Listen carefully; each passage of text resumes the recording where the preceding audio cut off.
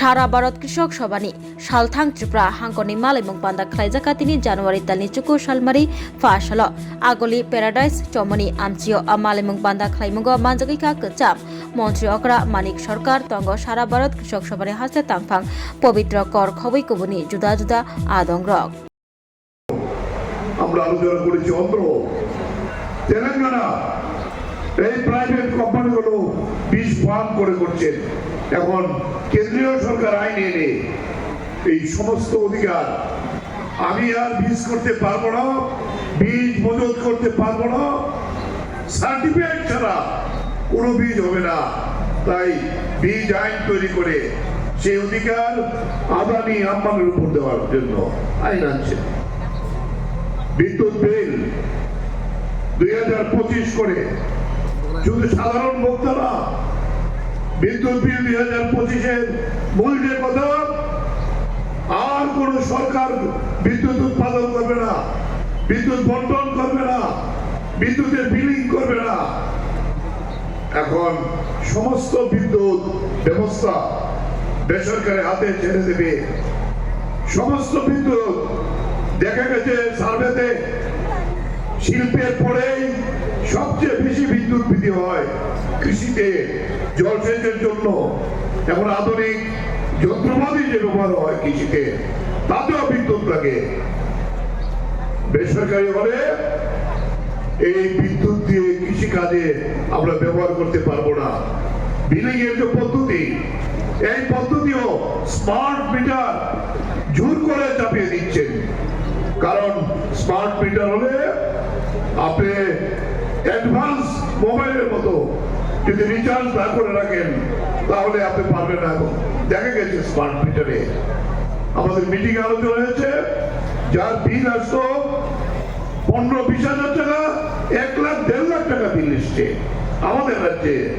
এই যে উপজাতি মা 200 টাকা তার বিল আসতো, এটা তার বিলের নিচে 9,000 টাকা। বিভিন্ন মিডিয়াতে আমরা আমাদের রাজ্যে মন্দির দেখেছি। এই অবস্থাতে আজকে কৃষককে পুঁজিপতির দাসে পরিণত করার জন্য তার ওই গুসা ওনার যে কৃষি আইন বাতিল করতে বাধ্য করেছি। এখন কৃষককে কিভাবে গ্রাস করবে তার জন্য নতুন নতুন আইন আনছে আমাদের রাজ্যে। কি কৃষকের আইন দ্বিগুণে করবে, ফসল বীমা দেব না, ধান কিনবে, আর কোন কৃষক অভাব থাকবে না। আমরা দেখলাম আমাদের রাজ্যে এই যে 8 বছর প্রায় হতে চলল, একটি নতুন মেশিন বসায়নি। সেখানে আমাদের সমস্ত জলসেচ ব্যবস্থা ছিল, বামপন্থী সরকার যা করেছিল, আমাদের জমির প্রায় 80% সেচের ব্যবস্থা ছিল যেখানে জল আছে। মেশিন খারাপ হয়ে আছে, এই মেশিন আর ঠিক হয় না। বন্যার পরে আরো ক্ষতিগ্রস্ত হয়েছে, অপারেটর নেই, তাহলে কৃষি কি করে হবে? আপনি রাজ্যের যে কোনো একটা বিএলডব্লিউ সেন্টারে যান, আপনাকে পরীক্ষা করেন। আমি সাংবাদিক বন্ধুদের বলবো, কোন সার পাবেন না আপনি, বীজ পাবেন না আপনি, কীটনাশক ওষুধ পাবেন না আপনি। এই রাজ্যের সরকার ভারতবর্ষের মধ্যে সারে সাবসিডি বীজ বিনা পয়সায় বীজ দেওয়া এই আইন তৈরি করেছিল। এছাড়া এই পদ্ধতি করে কৃষকের ফসল 5 মণ 6 মণ যেখানে হতো, এই ফসলকে আমরা 30 মণে নিয়ে গিয়েছিলাম।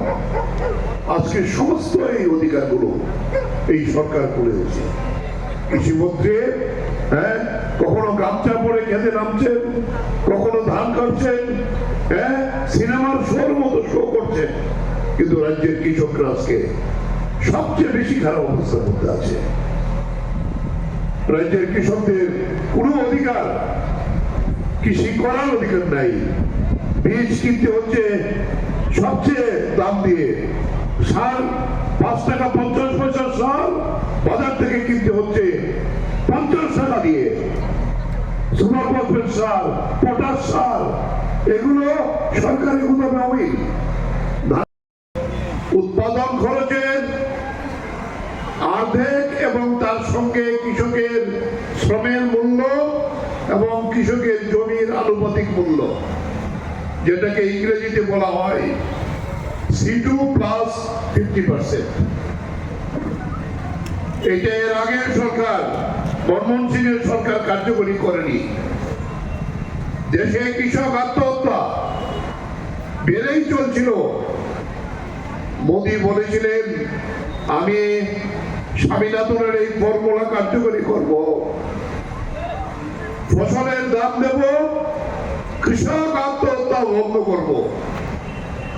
এই মোদীর 11 বছরে এর আগে 3 লক্ষ, 1 লক্ষের উপরে কৃষক আত্মহত্যা করেছে এবং সবচেয়ে বেশি করেছে বিজেপি পরিচালিত মহারাষ্ট্রে। প্রতিদিন 31 জন কৃষক আত্মহত্যা করে। তার মূল কারণ কৃষক ফসলের ন্যায্য দাম পায় না, আর কৃষক ওই বেসরকারি সংস্থা থেকে ঋণ নিতে হয় বলে এই কর্জা দিতে পারে না। শেষ পর্যন্ত তাকে মৃত্যুর হাতে নিজে যেতে হয় দেনার হাত থেকে বাঁচার জন্য। এইটা আজকে সার্বজনীন হয়ে গেছে। এই তথ্যগুলো আমরা যা দিচ্ছি, এই তথ্য পার্লামেন্টে সরকারি কমিটি দেওয়ার তথ্য। এই নিয়ে সারা ভারত কৃষক সভা এখন আরেকটি সংযুক্ত কিষাণ মোর্চা তৈরি হয়েছে। এই লড়াই আমরা করছি। মোদী যে বলেছিলেন উল্টো দেখা গেল। তিনি সরকারের ক্ষমতায় এসে 3 কৃষি আইন করে দেশের কৃষকদের জমি এবং ফসলের অধিকার কেড়ে নিয়ে দেশের পুঁজিপতিদের হাতে তুলে দেওয়ার জন্য আইন তৈরি করেছিলেন। কোভিডের সময়তে কোনো আলোচনার সুযোগ না দিয়ে আমরা কৃষকরা, সারা ভারত কৃষক সভা আমরা বুঝেছিলাম। আমরা সেই দিন বিভিন্ন কৃষক সংগঠনকে যুক্ত করে সংযুক্ত কিষাণ মোর্চা করে এই প্রতিরোধ সংগ্রাম যেটা গড়ে তুলেছিলাম, যেটা শুধু ভারতবর্ষ নয়, পৃথিবীর ইতিহাসে বৃহত্তম কৃষক সংগ্রাম। 383 দিন এই কৃষক সংগ্রামের মধ্য দিয়ে বাধ্য হয়েছিলেন নরেন্দ্র মোদী কৃষকের কাছে ক্ষমা চেয়ে এই আইন প্রত্যাহার করতে। কিন্তু আমরা বলবো, এই আইন প্রত্যাহার হলেও আমাদের সঙ্গে যে লিখিত চুক্তি হয়েছিল যে ফসলের এই যে দাম C2 প্লাস 50% এই দাম দেবেন এবং অন্য দাবিগুলো তারা মানবেন, আজকে পর্যন্ত মানানি। আজকে 4 বছর হয়েছে। এই লড়াই আমরা আজকেও চালিয়ে যাচ্ছি। বরঞ্চ উল্টো এখন আরো নতুন আইন আছে, বীজ বিল 2025। তার মধ্য দিয়ে আমার কৃষকের অধিকার কেড়ে নিয়ে ওই পুঁজিপতিদের হাতে বীজ তৈরি করার অধিকার। পরম্পরাগতভাবে পৃথিবীর সৃষ্টি থেকে কৃষি যখন সৃষ্টি হয়েছে, কৃষক যখন সৃষ্টি হয়েছে, বীজ রাখার অধিকার কৃষকের আছে, এখন আর থাকবে না। মাল্টিন্যাশনাল কোম্পানিগুলো, বিদেশি কোম্পানিগুলো আমাদের রাজ্যে, আমাদের দেশে বিটি কটন নামে বীজ এনেছিল। এই বীজ থেকে আর কোনো বীজ হয় না। বিটি বেগুন এনেছিল, বেগুন থেকে আর বেগুনের বীজ হবে না। এখন এটা ছেয়ে গেছে। এখন আমাদের দেশে কিছু জায়গাতে গত পরশুদিন 7 তারিখ আমাদের কেন্দ্রীয়, যাদের হাতে জমি কেন্দ্রীভূত এবং জমি রাখার একটা ঊর্ধ্বতন সীমা সরকারই নির্ধারণ করে দিয়েছে, যেটাকে আপার সিলিং বা লিমিট বলে। এর ঊর্ধ্বে তাদের হাতে যে জমি আছে, সেই জমি সরকার হাতে নিয়ে যাদের কথা এখানে উল্লেখ করলাম, বিরাট অংশে প্রত্যক্ষ পরোক্ষভাবে কৃষির সাথে যুক্ত, তাদেরকে এই জমি দিয়ে এবং সরকারের তরফ থেকে গুণমান বজায় রেখে সস্তা দামে কৃষি বীজ, স্বল্প দামে উন্নত মানের সার, সেচ ব্যবস্থা তার সম্প্রসারণ ঘটাবার জন্য সরকার থেকে সহযোগিতার হাত যদি বাড়ানো হয় এবং কৃষক যখন বাজারে ফসল বিক্রি করতে আসবে সেই ফসল কৃষক যাতে ন্যায্য দামে বিক্রি করতে পারে এবং ন্যায্য দাম বলতে যেটা আমরা বলছি উৎপাদনের যে খরচ সে খরচের অতিরিক্ত ফসল বিক্রি করে খরচ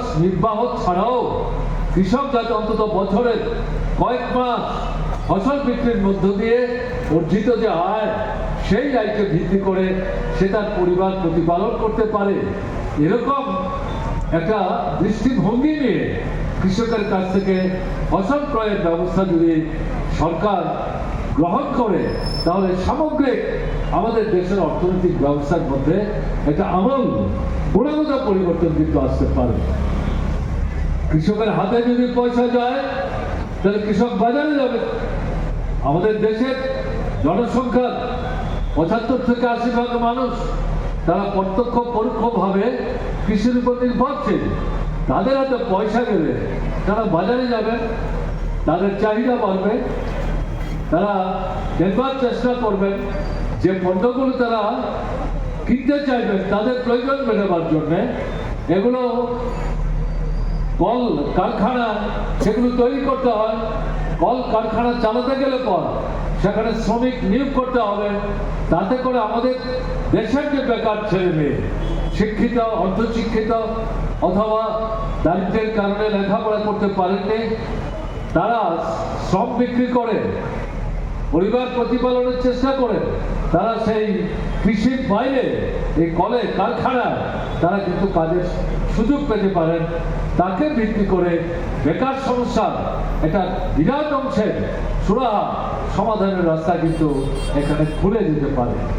ফলে এই যে দায়িত্ব এই দায়িত্ব পালন করার কথা ছিল স্বাধীনতা লাভের পর যারা কেন্দ্রের সরকারে বৃত হয়েছিলেন কংগ্রেস দল স্বাধীনতার সংগ্রামে ব্রিটিশের বিরুদ্ধে লড়াই যে মূল লক্ষ্যটা সেই সংগ্রামে মানুষকে টেনে আনবার প্রশ্নে রাখা হয়েছিল তার মধ্যে কৃষি এবং কৃষকের স্বার্থ রক্ষা করা এটা অন্যতম গুরুত্বপূর্ণ বিষয় ছিল।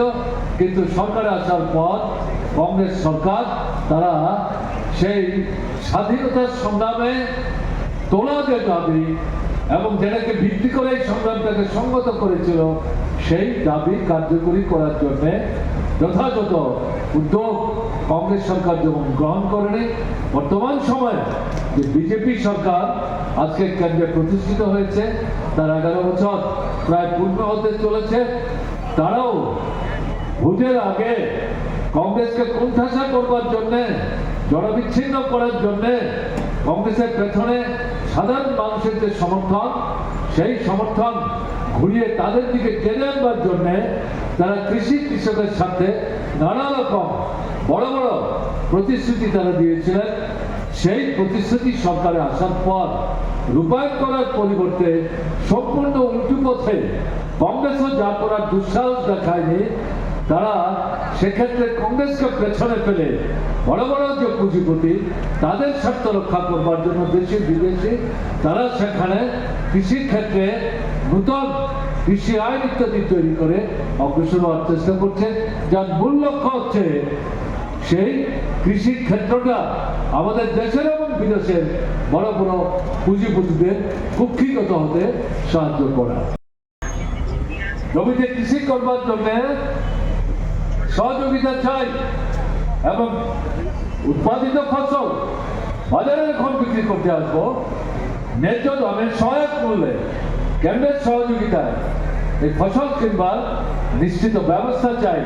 এই মৌলিক যে 3টি বিষয় এই 3টি বিষয়কে ভিত্তি করে কৃষক আন্দোলন সংগঠিত করতে না পারলে পর এই কৃষক জীবনের যে সমস্যা এই সমস্যার কিন্তু সমাধান করা সম্ভব হবে না এবং এর সাথে আমাদের দেশের সামগ্রিক অর্থনৈতিক ব্যবস্থার যে বিকাশ সেটাও কিন্তু বাস্তবায়িত করা সম্ভব হবে না।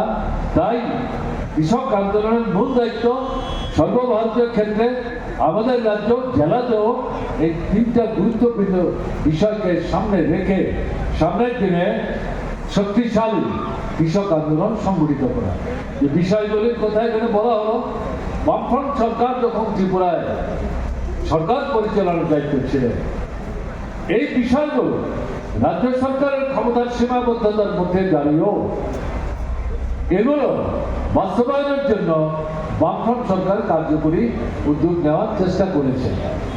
গরিব কৃষককে জমি দেওয়া, ফসল উৎপাদনের জন্য উন্নত মানের বীজ, বাইরে থেকে বীজ আনতে হতো, ফসল ফলাতে গিয়ে কৃষক সেখানে দেখেছেন বাইরের বীজ ভালো না। এই পরিস্থিতিতে বামফ্রন্ট সরকার রাজ্যের কৃষকদের সহযোগিতা নিয়ে রাজ্যের মাটিতে এখানকার প্রাকৃতিক পরিমণ্ডলকে বিবেচনায় রেখে উন্নত মানের বীজ তৈরিতে হাত লাগায় এবং সস্তায় সে বীজ কৃষকদের হাতে তুলে দেওয়ার ব্যবস্থা করে। সার উন্নত মানের নানা ধরনের সার সস্তায় সরকার থেকে ভর্তুকি দিয়ে বামফ্রন্ট সরকার কৃষকদের দেওয়ার চেষ্টা করেছেন।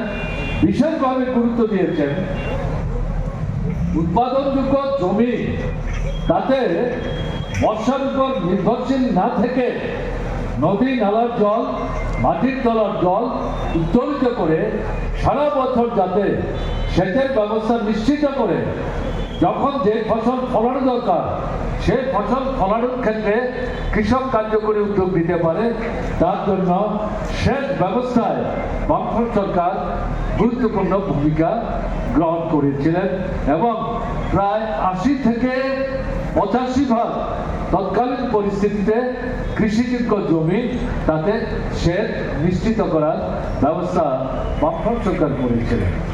এই পরিপ্রেক্ষিতে সামগ্রিকভাবে আমাদের দেশের কৃষক তার অবস্থার মধ্যে একটা মৌলিক পরিবর্তন আনার ক্ষেত্রে অর্থনৈতিক দিক থেকে ক্রমে ক্রমে স্বাবলম্বী হতে শুরু করেন। আমাদের ধানের উৎপাদন যেমন বাড়ে, তরিতরকারির উৎপাদন বাড়ে, ফলের উৎপাদন বাড়ে, মৎস্য চাষ তার বিকাশ ঘটে, মাছের উৎপাদন বাড়ে, বাইরে থেকে আমদানি বহুলাংশ বন্ধ হয়। আমাদের রাজ্যের প্রয়োজন মিটিয়ে উদ্বৃত্ত যেটা মাছ থেকে আরম্ভ করে অন্যান্য ফসল ইত্যাদি, কৃষিজ ফসল ইত্যাদি, সেগুলো আমাদের রাজ্যের বাইরে অন্য রাজ্যে বিক্রির জন্য আমাদের কৃষকরা সরকারের সহযোগিতা নিয়ে তারা কিন্তু ধীরে ধীরে এগিয়ে যাচ্ছিলেন এবং কৃষকের উৎপাদিত ফসল মাঠ থেকে তুললেই সঙ্গে সঙ্গে সস্তায় বিক্রি করার যে দস্তুর চালু হয়েছিল, এর থেকে কৃষককে রক্ষা করবার জন্য মহকুমায় কৃষিজ উৎপাদিত সামগ্রী সংরক্ষিত করবার জন্য এই ধরনের ব্যবস্থা বামফ্রন্ট সরকার হাতে নিয়েছিল। ফলে উৎপাদিত ফসল তৎক্ষণাৎ বাজারে অল্প দামে বিক্রি করতে বাধ্য না হয় এই ফসল সেখানে জমা রেখে একটা সময়ে বাজারে যখন দামটা বাড়ে তখন সেখান থেকে ফসল বের করে এনে কৃষক বেশি দামে বিক্রি করে তার আয় উপার্জনের সুযোগ তারা নিতে পারে। করেছিল বামফ্রন্ট সরকার এই যে এগুলো জমা রাখার ব্যবস্থা সারা ত্রিপুরার বড় বড় বাজারগুলোতে, শুধু মহকুমা কেন্দ্রে না, সেখানেও সরকারকে উদ্যোগ নিয়ে করতে হবে। এটা তার দীর্ঘমেয়াদী কর্মসূচির মধ্যে অন্যতম ছিল। কিন্তু বর্তমানে আমরা যেটা লক্ষ্য করছি যে সরকার কেন্দ্রে আছে বিজেপি, তারা যেমন সর্বভারতীয় ক্ষেত্রে কৃষির স্বার্থে, কৃষকের স্বার্থে ভূমিকা নিচ্ছে না, আমাদের রাজ্যের যে বর্তমান বিজেপি সরকার তারাও যে ব্যবস্থাগুলো, পদক্ষেপগুলো বামফ্রন্ট সরকার গ্রহণ করে সামগ্রিকভাবে কৃষির একটা মৌলিক পরিবর্তন আনার ক্ষেত্রে দারুণ সাফল্য অর্জন করেছিলেন। কৃষকদের অর্থনৈতিক ব্যবস্থার মধ্যে গুরুত্বপূর্ণ মান পরিবর্তন এনে তাদের জীবনধারার মান উন্নত থেকে উন্নততর করবার চেষ্টা করছিলেন এবং এই কৃষিকাজের মধ্য দিয়ে আমাদের বেকারদের কর্মসংস্থানের সুযোগ সম্প্রসারিত করছিলেন এবং ছোট মাঝারি শিল্প কৃষকের আয় যখন বাড়ে, চাহিদা যখন বাড়ে, বাজারে যখন যাচ্ছে ক্রয় যদি করবার জন্য, সেই পণ্য সামগ্রী উৎপাদনের জন্য ছোট মাঝারি যে শিল্প তারও কিন্তু সম্প্রসারণ করতে শুরু করে। তার মধ্য দিয়ে হাজার হাজার ছেলে, বেকার ছেলে, শিক্ষিত, মধ্যশিক্ষিত, অর্ধশিক্ষিত, তারাও কিন্তু সেখানে কাজ পাচ্ছিলেন। এই সমস্ত জিনিসগুলো বর্তমান বিজেপি সরকারের উদ্দেশ্যমূলক অবহেলার কারণে সেখানে বন্ধ হয়ে যাচ্ছে এবং কৃষির সংকট বাড়ছে, কৃষকের জীবনের অর্থনৈতিক সংকট তীব্র থেকে তীব্রতর হচ্ছে, বেকার সমস্যা ব্যাপক হারে কিন্তু বাড়ছে। এই যে পরিস্থিতি, এই পরিস্থিতির বিরুদ্ধে আমাদের কিন্তু সামনের দিনে বৃহত্তর আন্দোলন সংগঠিত করতে হবে। পশ্চিম জেলার সম্মেলন আপনারা শুনছিলেন, জেলার সম্পাদক বলেছেন, রাজ্যের সম্পাদক বলেছেন, তারা এই বিষয়গুলো নিয়ে আলোচনা করবেন এবং এখান থেকে তারা গুরুত্বপূর্ণ সিদ্ধান্ত গ্রহণ করার চেষ্টা করবেন। আমাদের থেকে বক্তব্য থাকবে মৌলিক এই বিষয়গুলো নিয়ে সর্বভারতীয় ক্ষেত্রে, রাজ্য ক্ষেত্রে আন্দোলন তো সংগঠিত করতেই হবে। সঙ্গে সঙ্গে এলাকা ভিত্তিক গ্রামের যে মূল সমস্যা, তার মধ্যে যে গুরুত্বপূর্ণ জ্বলন্ত সমস্যা, স্থানীয় সমস্যা, সেই বিষয়গুলো কোথাও সরাসরি কৃষকের স্বার্থের সাথে সম্পর্কযুক্ত, কোথাও ছোট বাজারি ব্যবসায়ীদের স্বার্থের সাথে সম্পর্কযুক্ত, কোথাও নিম্নবিত্ত মানুষ যারা তারা শ্রম দান করে, শ্রম বিক্রি করে কোনোমতো পরিবার নির্বাহ করার চেষ্টা করছে, তাদের স্বার্থের সাথে সম্পর্কযুক্ত এই বিষয়গুলোকে ভিত্তি করে এলাকা ভিত্তিক, অঞ্চল ভিত্তিক, স্থানীয়ভাবে 3টা, 4টা, 5টা বিষয় বাছাই করে নিয়ে স্থানীয় আন্দোলন তীব্র এবং খুব বলিষ্ঠ দৃঢ়তা নিয়ে যতক্ষণ এই দাবিগুলো সরকার কার্যকরী করার জন্য উদ্যোগ না নিচ্ছে ততক্ষণ এই আন্দোলন চলবে। এই দৃঢ়তা নিয়ে আন্দোলনটা কিন্তু সংগঠিত করতে হবে। মৌলিক যে বিষয় জমি চাই, মৌলিক যে বিষয় সার চাই, সেচ চাই, মৌলিক যে বিষয় ফসলের ন্যায্য দাম চাই, এই আন্দোলন চলবে ধারাবাহিকতা বজায় রেখে। স্থানীয় যে বিষয়, এটা নিয়ে অল্প দাবির ভিত্তিতে যে আন্দোলন, এক এক জায়গায় এক এক রকম, সেই আন্দোলনটাকে কিন্তু দৃঢ় এবং বলিষ্ঠ করতে হবে। এবং এই আন্দোলন আপনি একা করবেন এটা যদি ভাবেন তাহলে ভুল করবেন। বর্তমান যে পরিস্থিতি, আপনার সমস্যা শুধু কৃষকের সমস্যা না, এটা বেকার যুবকের সমস্যা, ছোট মাঝারি ব্যবসায়িক সমস্যা, নিম্ন মধ্যবিত্ত মানুষের সমস্যা। তাদেরও নানা সংগঠন ইতিমধ্যে গড়ে উঠেছে, তারাও আন্দোলন করার চেষ্টা করছেন। কাজে তাদের সাথে মিলে কৃষকদের, ক্ষেত মজুরদের সম্মিলিত আন্দোলন করতে হবে। তাদের যে ডাকা আন্দোলন, এটা ক্ষেত মজুরের আন্দোলন হোক, শ্রমিকদের আন্দোলন হোক, শিক্ষক কেরানি কর্মচারীদের আন্দোলন হোক, বেকার যুবকদের আন্দোলন হোক, ছাত্রদের আন্দোলন হোক, মহিলাদের আন্দোলন হোক, তফসিলি অংশের মানুষের আন্দোলন হোক, তার সাথে কৃষক, ক্ষেত মজুর, তাদেরও হাতে হাত মিলিয়ে সম্মিলিতভাবে আন্দোলনটাকে ব্যাপক, তীব্র এবং গভীরতর করতে হবে। এই প্রক্রিয়ায় ঐক্যকে যদি ব্যাপকতর করা না যায়, তার প্রতিফলন লড়াইয়ের ময়দানে যদি সংগঠিত করা না যায়, সংগত করা না যায়, তাহলে সমস্যা যতই সেখানে গভীরতর হোক এবং আপনার দাবি যত ন্যায্য হোক, সমস্যার সমাধান হবে না, ন্যায্য দাবি আপনি আদায় করতে পারবেন না। তাই ঐক্যবদ্ধ আন্দোলন, এটাকে কিন্তু গুরুত্ব দিতে হবে। সেদিকটাতে নজর দিয়ে সামনের দিনে আমাদের একটা নূতন দৃষ্টিভঙ্গি নিয়ে আনুষ্ঠানিক এত দফা দাবি, অমুক জায়গায় জমায়েত, তমুক জায়গায় মিছিল, অমুক জায়গাতে একটা ডেপুটেশন, এটা দিয়ে দায়িত্ব যদি আমরা শেষ হয়ে গেছে ধরে নিই, তাহলে কিন্তু ঠিক হবে না।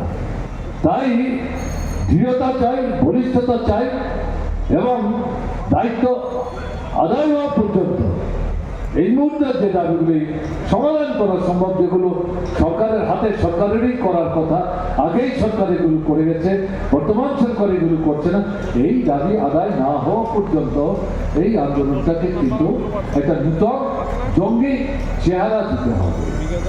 এটা যদি দিতে না পারেন তাহলে এই সরকারের অনিচ্ছুক হাত থেকে আপনার বেঁচে পড়তে থাকার বিষয়ের সাথে যে গুরুত্বপূর্ণ প্রসঙ্গগুলো, এগুলো কিন্তু সমাধান করতে পারবেন না। তাই এই আন্দোলনটাতে গুরুত্ব দেওয়া দরকার। জড়ায় রেখে এলাকা ভিত্তিক মাটি এবং প্রকৃতির যে গুণাবলী, চরিত্র, বৈশিষ্ট্য, সেগুলো বিবেচনায় রেখে, আমরা জানি আমাদের দেশের সব জায়গায় সব জিনিস সমানভাবে হয় না, কিন্তু পরিকল্পনা মাফিক যেখানে যে জিনিসটা ভালো হয়, এমন কিছু এলাকা আছে যেখানে ধানের উৎপাদন খুব ভালো, এমন কিছু এলাকা আছে যেখানে গমের উৎপাদন খুব ভালো, এমন কিছু এলাকা আছে যেখানে ফলের উৎপাদন খুবই ভালো, এমন কিছু এলাকা আছে তরিতরকারি তার উৎপাদন খুব ভালো, এমন কিছু এলাকা আছে মৎস্য চাষ, এটা কৃষির অন্যতম গুরুত্বপূর্ণ অংশ, তার উৎপাদন দারুণভাবে সেখানে একটা বর্ধিষ্ণু অবস্থার মধ্যে আছে। এই যে বিষয়গুলো, এই বিষয়গুলো ভাবনায় রেখে, চিন্তায় রেখে যদি আমাদের দেশের কেন্দ্র এবং রাজ্যের যে সরকার, তারা বিজ্ঞান ভিত্তিক পরিকল্পনা তৈরি করে যেই এলাকায় যে জিনিসটা ভালো হয় সেটা যদি উৎপাদনের ব্যবস্থা করা যায়, এবং তাতে যদি কেন্দ্র এবং রাজ্যের সরকার, উৎপাদক যারা কৃষক, তাদেরকে যদি ঠিকভাবে সাহায্য করে, তাহলে আমাদের খাদ্যের সমস্যা সমাধান তো হবেই, বাইরে থেকে আমদানির প্রয়োজন তো বন্ধ হবেই, বরং উল্টো দিক থেকে যেটা আমরা বলতে পারি, আমাদের উদ্বৃত্ত হবে উৎপাদন কৃষিক্ষেত্রে, এবং এই উদ্বৃত্ত পণ্য সামগ্রী বিদেশের বাজারে রপ্তানি করে বৈদেশিক অর্থ আমাদের দেশের ভান্ডারে একটা বিরাট পরিমাণে অঙ্কে আমরা কিন্তু সংগ্রহ করতে পারি, যেটার মধ্য দিয়ে আমাদের অর্থনীতিকে প্রকৃত অর্থে আমরা শক্তিশালী করতে পারি। কিন্তু স্বাধীনতার পর থেকে আমরা যেটা লক্ষ্য করছি, এই যে দৃষ্টিভঙ্গি নিয়ে কৃষি এবং কৃষকের স্বার্থে একটা সুনির্দিষ্ট বিজ্ঞান ভিত্তিক পরিকল্পনা তৈরি করে ধীরে ধীরে এগিয়ে যাওয়া, সেক্ষেত্রে যে দায়িত্বটা প্রধানত কেন্দ্রীয় সরকারের হাতে নেওয়া দরকার, সেই দায়িত্ব কেন্দ্রীয় সরকার হাতে দিচ্ছে না। শত্রু শ্রমিকদের বিরুদ্ধে, কৃষকদের বিরুদ্ধে, ক্ষেত মজুরদের বিরুদ্ধে, দিনমজুর জনমজুরদের বিরুদ্ধে।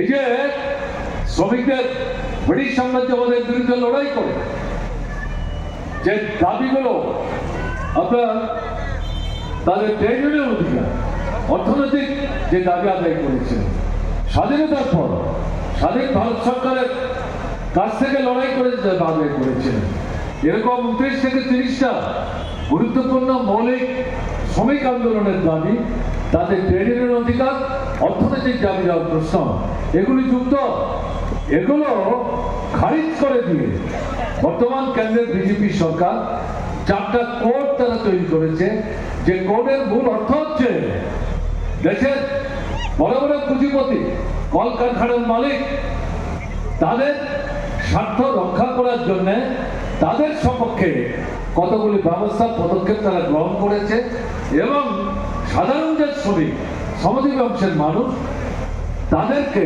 এই বড় বড় পুঁজিপতিদের কৃতদাসে পরিণত করছে, এবং এই পুঁজিপতিরা সেখানে তাদের খুশি মতো তাদের বেতন ইচ্ছা করলে বাড়াবেন, না হলে বাড়াবেন না, যখন তখন ছাঁটাই করবেন, চাকরি থেকে তাদেরকে উচ্ছেদ করবেন, কথা বলবার অধিকার থাকবে না।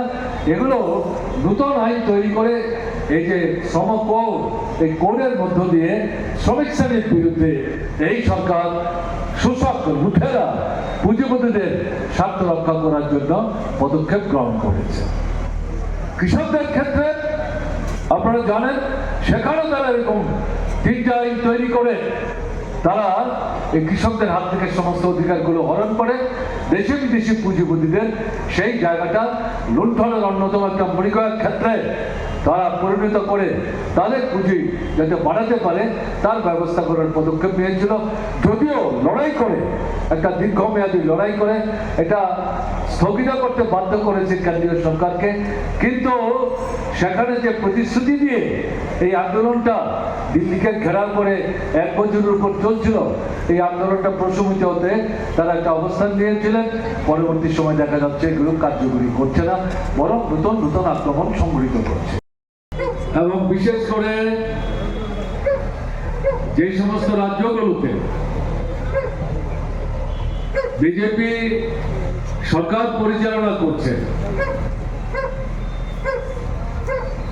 আমরা যদি গভীর অভিনিবেশ নিয়ে তাদের কার্যকলাপ রক্ষা করার চেষ্টা করি, তাহলে আমরা দেখব কৃষি এবং সাধারণ কৃষক তাদের স্বার্থে, কৃষির সার্বিক উন্নয়নের প্রশ্নে বিজেপি সরকারের আন্তরিক কোনো উদ্যোগ নেই। তারা মূলত ভারতবর্ষের এবং ভারতবর্ষের বাইরে বড় বড় পুঁজিপতি যারা, তাদেরকে কৃষি ক্ষেত্রে প্রবেশ করবার সুযোগ করে দিয়ে এই কৃষক এবং কৃষি সর্বনাশের মধ্য দিয়ে নিজেদের যে লুণ্ঠনের পাহাড়, এটাকে আরো উপরে তুলে নেওয়ার সুযোগ কি করে দেওয়া যায়, তার জন্য বিজেপি সরকার ব্যস্ত রয়েছে।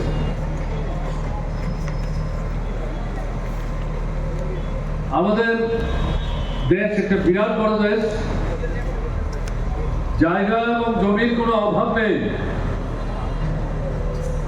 কিন্তু খাদ্যের সমস্যা আছে। আমাদের বিভিন্ন খাদ্য সামগ্রী পণ্য বিদেশ থেকে উচ্চ দাম ফসল উঠেছে, এখনো সরকার কেনার সিদ্ধান্ত করেনি। ওই বিশালগড় থেকে আমরা মিটিং এ খবর এসছে যে 4 মাস 5 মাস হয়ে গেছে গত বছরের ধান কিনেছিল, সেই ধানের টাকা কৃষকরা পায়নি, অনলাইনে পাওয়ার কথা। খাদ্য দপ্তর বলছে মিলে না, এই মিলে না, সেই মিলে না। বলে এই জায়গায় দাঁড়িয়ে আমরা বলবো এই অবস্থা। তারপরে সবচেয়ে করুণ অবস্থা যেটা, এই সরকার আসার পরে আমরা যে তথ্য নিয়েছি, গতকালকে একজন কৃষকের বাড়ি পুড়িয়ে দিয়েছে। সবজি ক্ষেত, ফসল উঠেছে, লাউ গাছ, মরিচ গাছ, গাছ সব কেটে দিয়েছে, রাবার বাগান কেটে দিয়েছে, পুকুরে বীজ ঢেলে সমস্ত মাছ ফেলে দিয়েছে। এরকম 4000-এর উপরে